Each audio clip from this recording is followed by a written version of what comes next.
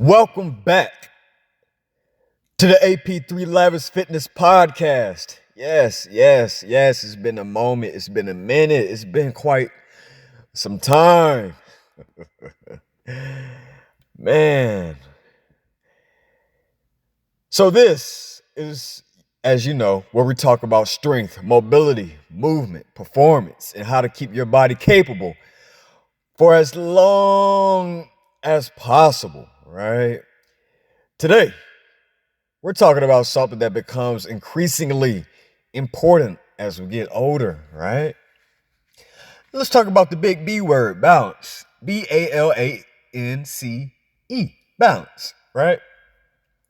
And before anybody says, I'm not old, I don't need to work on balance. Hold on, wait a minute, slow it down, coach, slow it down. Listen, if you ever put your pants on standing up, it's suddenly starting hopping around the bedroom like you're auditioning for a backup dancer position. Listen, we're talking to you too, okay? All right?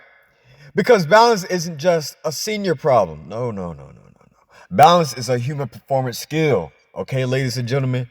But as we age, maintaining that skill becomes increasingly important because a loss of balance can eventually affect independence, right?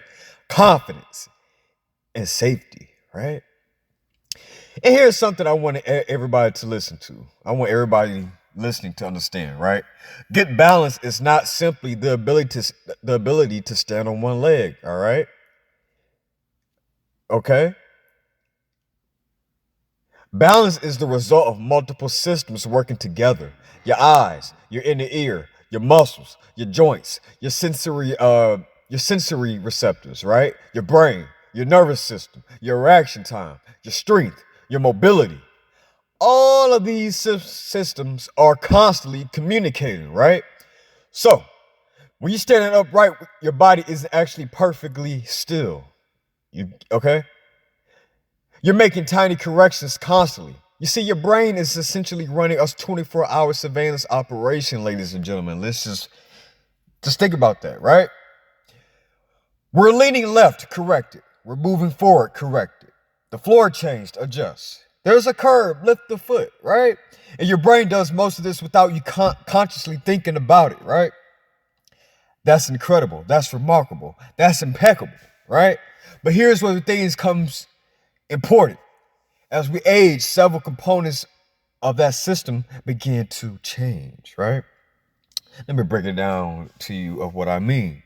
Muscle mass can decline, right? Strength can decline. Reaction speed can slow. Vision can change. Joint mobility can decrease, right? You see, sensory information from the feet and lower extremities may become less precise. But hold on, ladies and gentlemen. Physical activity may decrease, right? And if somebody doesn't challenge these systems regularly, right? Balance can gradually deteriorate, right? And that's just what it is. So today we're going deep, okay? We're gonna go super deep, and we're gonna dive into some things you guys need to be fully aware of, all right? We're gonna talk about why balance changes with age, what actually puts your balance, why strength training matters, what causes falls, how fear can make balance worse, okay? And what seniors can do to maintain their independence, okay? And yes, we're going to have some fun because we're talking about balance for almost over 30 minutes, maybe. Who knows? I don't know. It can go on for a while, all right? So I can't have everybody falling asleep during an episode about not falling. Let's get into it, right? So let's talk about the main thing. What actually is balance, right? Let's start with the science. Basically, your balance is your ability to maintain control over your body's center of mass over your base of support, okay? Sounds complicated, but it's actually pretty simple. Imagine you're standing normally. Your feet create your base of support, okay? Your body mass has a center. As long as you can control the center relative to your base, you stay upright, okay? But here's the interesting part, ladies and gentlemen. Walking is basically controlled falling, right?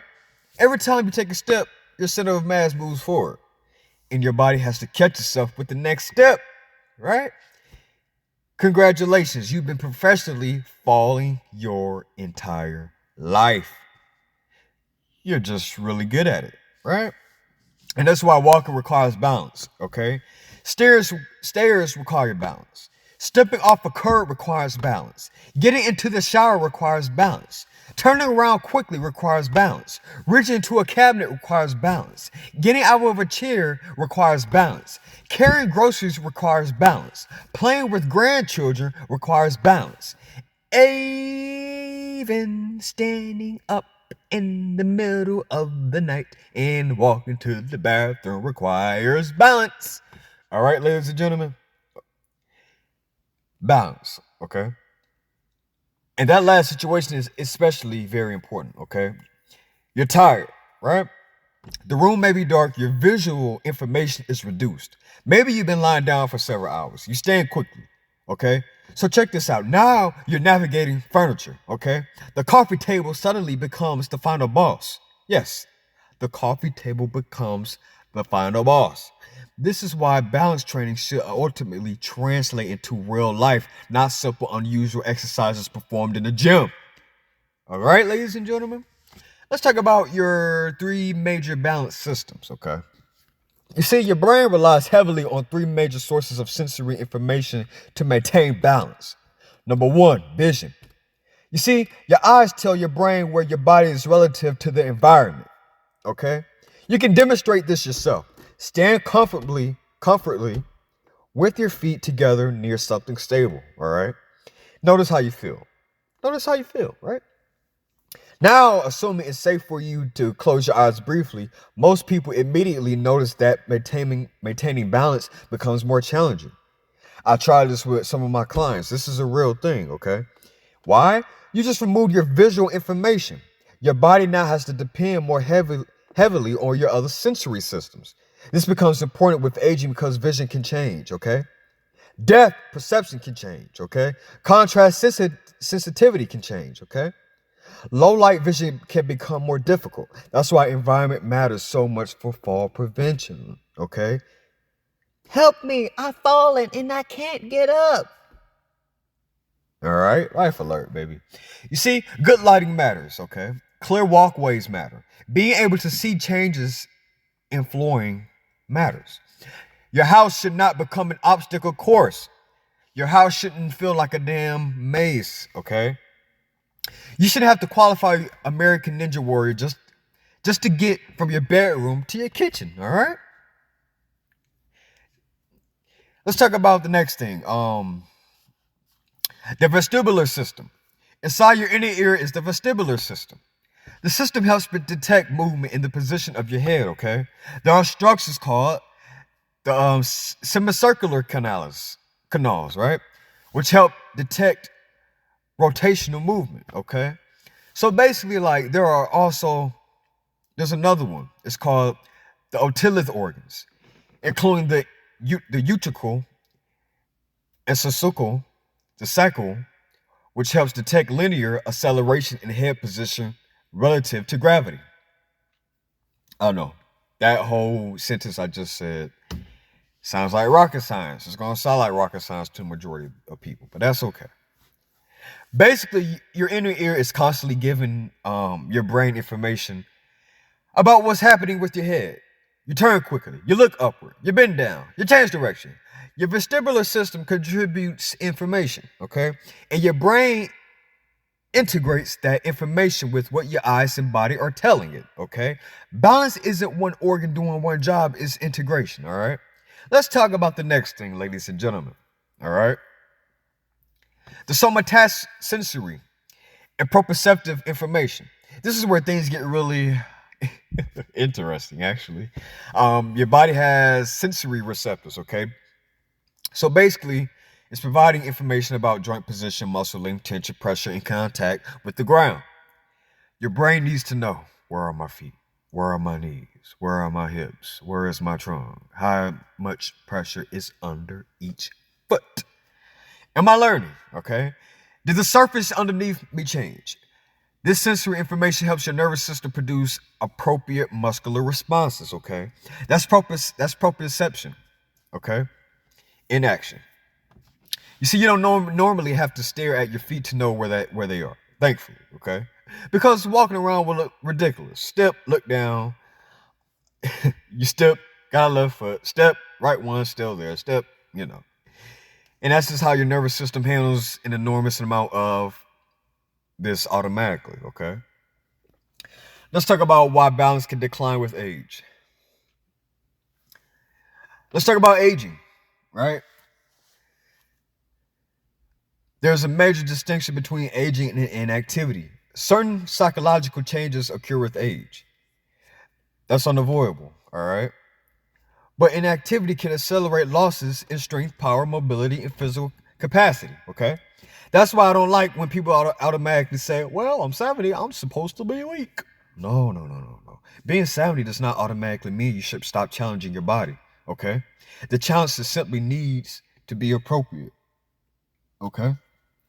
One important age-related issue is sarcopenia. I talked about this before in one of the prior episodes. Sarcopenia refers to age-associated loss of skeletal muscle mass and function, okay? Muscle is extremely important for your balance because when your body begins moving outside your stable position, your muscles need to produce force to correct it, right? Your ankle muscles may respond. Your hips may respond. You might need to take a rapid step. You may need to grab something. So balance isn't simply sensory, okay? Eventually, the body has to produce movement, okay? You can detect that you're falling perfectly, all right? But if your muscles can't generate enough force quickly enough to recover, detection alone isn't enough. Imagine your brain yelling, we're falling, we're falling, we're falling. And your muscles answering, thank you for the update. We need action, okay? Let's talk about how strength versus power, okay? Let's start with muscular power. All this what I'm about to talk about now is something people often overlook, all right? Strength is your ability to produce force. Power involves producing force rapidly. And that distinction matters, right? If you slowly lean against the wall, you have time, right? But if your foot catches on the rug unexpectedly, your body may have fractions of a second to respond, right? You don't get an appointment. The ground doesn't send you a calendar invite. Hello, this is your reminder that your phone is scheduled for 2:30 p.m. No, ladies and gentlemen, that's not how it works, okay? It happens suddenly. That's why reaction ability and appropriate power development can matter, okay? Now, I am not saying somebody should take an untrained 80-year-old and start doing box jumps. No. Please don't listen. Please don't listen to the first 5 minutes of a podcast. Become inspired and turn grandma into an Olympic weightlifter, okay? Just don't do that, okay? Don't do that. Be careful how you interpret things. Exercise selection depends on the individual, okay? Power can be trained safely in many ways. For some older adults, standing from a chair with controlled but intentional speed may be appropriate, right? For others, different movements may be used, right? The key is matching the exercise to the person's medical status, physical capacity, and experience, right? The ankles are extremely important, okay? Let's talk about the ankles, right? People underestimate the ankles, okay? When you're standing and your body sways slightly, muscles around your ankle can help correct that movement, right? This is sometimes described as ankle strategy. If the disturbance becomes larger, your body may rely more heavily on hip strategy, right? And if your center of mass moves far enough that you can no longer maintain your base of support, you step. That's a stepping strategy. That's incredibly important, right? Because sometimes preventing a fall isn't about never losing balance. No. It's about being capable of recovering balance. That's a completely different mindset. Nobody has perfect balance every second of every day. Even highly trained athletes stumble. The question becomes what happens next. Can your body respond, right?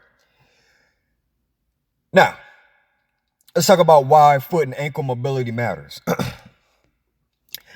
Now we're getting into mobility. We're getting into the nitty gritty, okay? Your ankle needs adequate movement for normal walking mechanics. One particularly important motion is ankle dorsiflexion, right? That's basically your shin moving forward relative to your foot, right? Limited ankle dorsiflexion can alter how somebody moves, right? It may affect squatting. It may affect stair mechanics. It can influence gait strategies, right? But here's where professional assessment matters. Not every balance problem comes from tight ankles. I see this mistake in fitness constantly, right? Somebody sees one symptom and immediately decides your ankles are tight. How do you know? Did you assess them? Because exercise professionals shouldn't be playing fitness fortune teller, okay? Assess first. Look at movement. Look at range of motion. Look at strength. Look at history. Then make the proper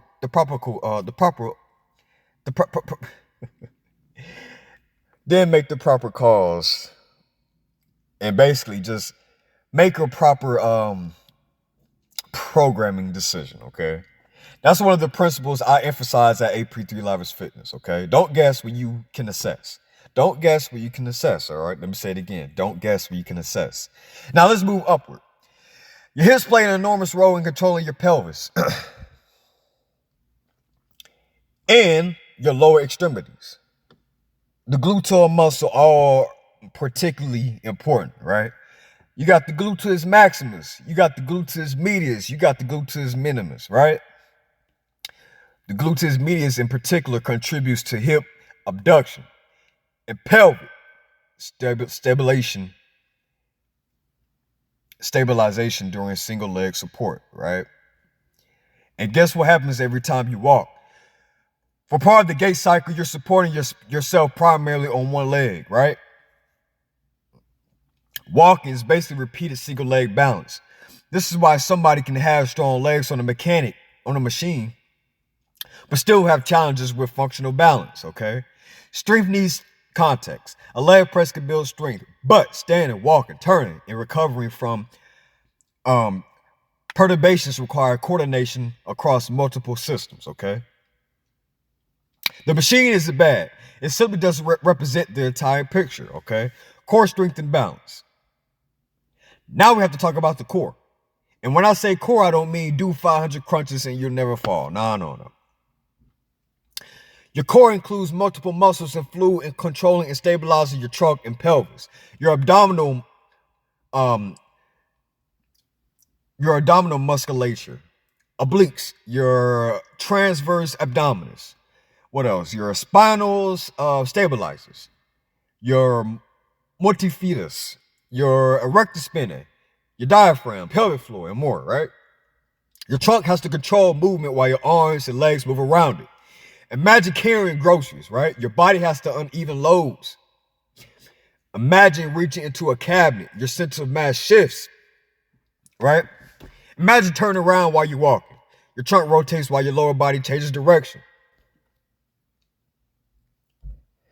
Core control contributes to all of this, right? So instead of thinking core equals six pack, think core equals force transfer and trunk control, all right? Your abs aren't just decoration for the beach. They have a job, all right? Let's talk about why single leg balance matters. Single leg balance exercises can be useful because walking itself involves repeated periods of single leg support. But progression matters. Someone may begin with both feet on the ground, then a narrower stance, right? Then a staggered stance, then a tandem stance, then supported single leg work. Eventually, perhaps unsupported work, depending on the individual. This is where people make mistakes. They think, well, making exercise harder automatically makes it better. No, the goal isn't to create the world's hardest balance exercise. The goal is to provide the appropriate challenge, all right? If somebody is wobbling violently,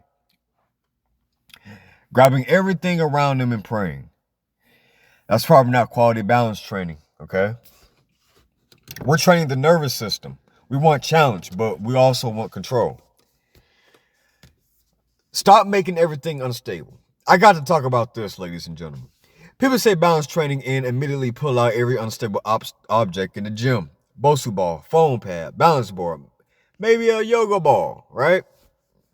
Next thing you know, somebody has a grandma standing on Bosu ball holding dumbbells while answering trivia questions. We don't need to run balance training into a circus. Stable surfaces matter. Walking matters, strength matters, stepping matters, changing the direction matters, single leg control matters, reactive ability matters. Listening to this podcast while you're laying in the bed matters, okay? You can progressively manipulate the environment, but instability isn't automatically superior. Sometimes the best balance exercise for a person is getting stronger at a basic functional movement, all right? The sit to stand. Let's talk about one of my favorite functional movements for older adults. The sit to stand. Sit in a chair, stand up, sit back down under control. Simple, right? Simple.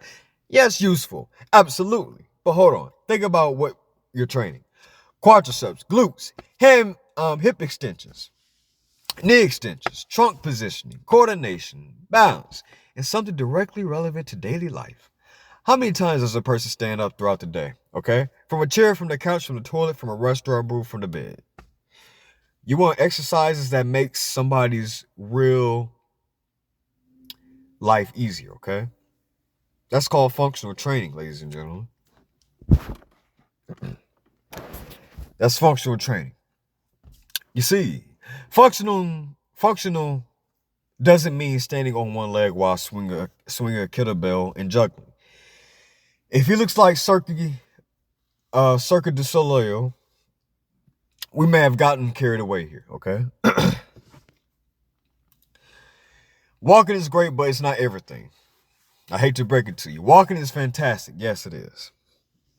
I want older adults walking if they're medically and physically able, right? Walking supports cardiovascular health, right? It keeps you moving. It exposes the body to repeated gait cycles. It helps maintain endurance. But here's the problem. Some people think walking replaces resistance training. I know. It doesn't. Walking doesn't necessarily provide enough resistance to preserve every aspect of muscular strength, okay? Especially as somebody becomes accustomed to it. You need resistance. That might be weights, resistance bands, machines, body weight, cable systems, whatever is appropriate. And it's important to realize AP3 Lavish Fitness delivers training involving all those different things, right? Walking is resistance training complement. It's just the way they complement each other, okay? Think of it like this. Walking keeps practicing transportation, right? Strength training helps maintain the engine. Fear of falling. The part is huge. This part is very huge. Sometimes somebody falls once becomes afraid of falling again. That fear makes sense. But fear can change behavior. They walk less. They stop going outside. They avoid stairs. They stop exercising. They become more cautious. Their activity decreases, right? Then strength and conditioning may decline. Then there's confidence decreases further. Now we created a vicious cycle. Fear, less movement, deconditioning. Lower capacity equals more fear, okay? That's why rebuilding confidence can be part of the process. And confidence shouldn't come from somebody yelling, "You got this." Confidence should come from evidence. You practiced, you improved, you became stronger. You perform movements you couldn't perform before. Look at you. Look at you winning, right? That's real confidence, ladies and gentlemen. Fall prevention starts at home. Training matters, but environment matters too. Look around the home. Loose rugs, poor lighting, electrical cords, cluttered walkways, slippery bathroom floors, pets. And listen, I love dogs. I love dogs. But you see, ladies and gentlemen, but some dogs will walk directly in front of you like they're trying to collect your life insurance policy, okay?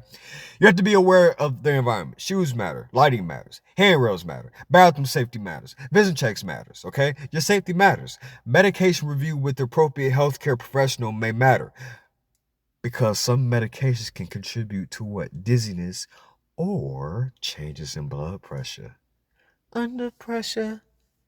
Fall prevention is not one exercise. It's a risk management strategy, okay? Let's talk about why reaction time matters. Balance training shouldn't always be perfectly predictable. Real life isn't predictable, okay? You're walking and somebody bumps into you. Oops. Your foot catches something. The ground changes. You turn too quickly. Your body needs to react, okay? This involves sensory detection, neural processing, and muscular response. Your nervous system detects a change, okay? Information travels. Your brain and spinal cord processes it. Motor commands are generated, okay? Muscles contract. And all of that needs to happen quickly enough to prevent the fall. This is one reason maintaining physical activity matters so freaking much. We're not just training muscles, we're training movement systems, okay? What about assisted stretching? AP3 assisted stretching. Hold up. This is where my expertise come in, ladies and gentlemen. Hold on a sec. Have a seat. So, mobility can influence movement quality. If someone has restrictions around the hips, ankles, or other joints, appropriately programmed mobility work may help improve available movement. And that's why at AP3 Lavish Fitness, assisted stretching isn't about seeing how far we can pull somebody's leg. No, that's not the goal. We're looking at the person. Where are they restricted? What movements are difficult? What range is available? How does this relate to their goals? And then we use appropriate techniques. Like what? With peanut style techniques. For example, muscular contractions can be incorporated into stretching strategies, okay? But stretching alone doesn't create complete balance. Remember our system. We need what? Mobility. We need strength. We need sensory input. We need coordination. We need reaction. We need the big old C, confidence. You can't stretch your way into having strong legs. And you can't strengthen your way out of every mobility restriction. Different tools solve different problems. The calf muscles. Let's talk about the calf muscles. See, let's give the calf some respect. Put some respect on the calf's name. Put some respect on them, okay? Your gastrocnemius and soleus contribute significantly to our walking and standing control. Your soleus is particularly important during standing and gait. Every step requires control and movement through the ankle. Your plantar flexors help propel you forward during walking, right? So when we're thinking about lower body function, don't forget the lower leg. Everybody wants to train the glamorous muscles, chest, biceps, glutes. Meanwhile, the calves are downstairs working overtime. Give them some credit. Let's talk about toe and foot function. All right. You see, your feet are your physical connection to the ground. They contain bones, joints, muscles, connective tissues, and sensory receptors. When you're standing, pressure changes underneath your feet, providing information. Your nervous system uses that information. This is one reason footwear can matter and why foot function matters. But again, don't turn into this. Everyone needs to train barefoot. Not necessarily. Some people have medical conditions where barefoot exercise may be inappropriate. Individualization matters a lot, okay? It matters a lot. That's going to be a recurring theme, okay? Because this is no universal senior exercise program. A healthy, athletic 65-year-old and a frail 85-year-old with multiple medical conditions should not automatically receive the same workout because they're both classified as older adults. That's lazy programming, people. All right? Let's talk about the nervous system. The nervous system can learn. Yes, it can. You see, your nervous system remains adaptable. We call the nervous system ability to adapt to neuroplasticity, okay? Practice matters. Repeated exposure matters. Progressive challenges matters, okay? If you appropriately practice balance-related tasks, the nervous system can improve its efficiency. That's why consistency beats random intensity, okay? I would rather see somebody safely train balance several times per week than do one insane balance workout every 3 weeks, okay? Your body likes repeated signals. One workout isn't magic. Consistency creates adaptation. You don't brush your teeth for 4 hours on Sunday and say, good for this week. Nope. Training doesn't work like that either. Okay? 5 things seniors should prioritize. If I had to simplify this entire episode, ladies and gentlemen, I tell older adults to prioritize 5 physical qualities. Number 1, strength. Maintain the ability to produce force. Number 2, mobility. Maintain usable ranges of motion. Number 3, balance. Challenge your ability to maintain and recover stability. Number 4, cardiovascular endurance. Keep your heart, lungs, and your circulatory system challenged appropriately. Number 5, power and reaction ability. Maintain the ability to produce movement when you need it. And underneath all 5, ladies and gentlemen, consistency. You don't need to become an athlete. You need to remain capable. All right. Simple balance exercises. For someone who has been medically cleared and can perform these safely, basic balance exercises, these are things such as supported single leg standing. So what you can do is you can stand near a stable counter or rail, okay? You can use support as necessary, gradually reduces assistance as ability improves. The tandem stance, place one foot in front of the other. Again, stay near something stable. Controlled marching, slowly lift one foot and then the other while maintaining posture. You can do sit to stand, stand in front of an appropriate chair and return with control. Heel raises, I love heel raises. Train with the calf musculature while holding stable support if necessary. You can do toe raises. You can train the muscles responsible for dorsiflexion. You can do controlled step-ups using appropriate step height and support. You can do directional stepping, forward, backward, sideways, because life doesn't happen only straight ahead. But remember, if someone has significant fall history, neurological condition, major dizziness, severe weaknesses, or another medical condition, professional evaluation is very critical, okay? It may be appropriate before attempting challenging balance exercises, okay? Safety first. Here at AP3 Lavish Fitness, safety is a big priority in our protocols, okay? Don't wait until you fall. This one is one of the biggest messages of today, ladies and gentlemen. Don't wait for the fall. Don't wait for the fall. Don't wait for the fall. Don't wait until stairs become scary. Don't wait until standing from a chair becomes difficult. Don't wait until you're afraid to walk through the grocery store. Prevention is easier from rebuilding after a major decline. Think about retirement planning. People invest money before they need it. You should think similarly about your physical capacity. Build a reserve. Build strength before you desperately need strength. Build mobility before movement becomes severely restricted. Practice balance before balance becomes a major limitation. You're investing in your future body. Independence is the real goal. Just remember that. When people hear fitness, they think, oh my God, weight loss. Oh my God, muscle. Oh my God, abs. Oh my God, looking good. Looking good for the Instagram. Looking good for the TikTok. Looking good for the Snapchat. All right?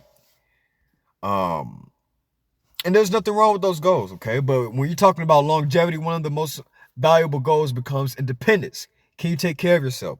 Can you move around your house? Can you go shopping? Can you travel? Can you get out the chair? Can you get into a vehicle? Can you walk into the airport? Can you play with your grandchildren? Can you continue doing the things that make your life enjoyable? That's why strength and balance matters. We're not just adding pounds to exercise. We're protecting options. And so this is a message to the 40 and 50-year-olds, okay? And everybody listening who's 40 or 50 thinking, great episode for my parents. Hold on. This episode is for you too. The best time to prepare for your 70s isn't when you're 69. It's earlier. Build muscle, maintain strength, take care of your joints, stay active, maintain cardiovascular fitness, work on your mobility, practice movements in multiple directions. Don't spend 20 years becoming sedentary and then expect your body to magically remain capable. No. Aging happens gradually. So does deconditioning, and so does improvement. All right?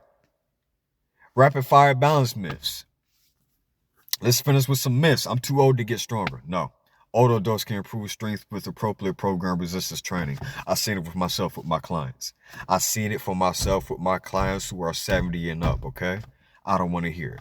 Walking is enough. Walking is excellent, but ideally, inappropriate resistance training and balance work as appropriate, okay? Balance. You need balance.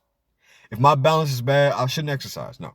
You may need more appropriate exercise, not zero exercise, okay? Significant balance problems should be evaluated appropriately. I need a Bosu ball. No, the Bosu ball company will survive without you, okay? Stretching fixes balance. Mobility may contribute, but balance is multifactorial, okay? Strength training is dangerous for seniors. No. Poorly prescribed exercise can be dangerous for anybody, okay? Appropriately prescribed resistance training can be extremely valuable for older adults, okay? I'm 75, it's too late. No. Your starting point affects what you can safely do, okay? But age alone does not mean improvement is impossible, okay? Here's what I want you to do, okay? I want you to remember from today's episode. Just remember, balance isn't one thing. It's your brain collecting information from multiple systems and coordinating muscular responses to control your body. Your vision matters. Your vestibular system matters. Your proprioception matters. Your feet matters. Your ankles matters. Your hips matters. Your trunk matters. Your strength matters. Your reaction time matters. Your environment matters. And your confidence matters, okay? That's why maintaining balance requires a comprehensive approach. Don't wait until movement becomes difficult to start caring about your movement, okay? Don't wait until you lost strength to value strength. And don't wait for the fall to start thinking about balance, okay? Because the ultimate goal isn't simply avoiding the floor. No, it's maintaining the physical capacity to keep living your life, to walk, to travel, to play, to work, to enjoy your family, to remain confident, and to remain as independent as possible for as long as possible, okay? And listen, we all lose our balance sometimes, okay? That's just being human. But I want your body to be prepared to say, nice try, gravity, and keep moving. This has been another episode of the AP3 Lavish Fitness Podcast, okay? If you found this information valuable, if you found this very useful, share this episode with somebody who needs to hear it. Your parents, your grandparents, your family, your members, or anybody who needs to protect their strength and independence as they age.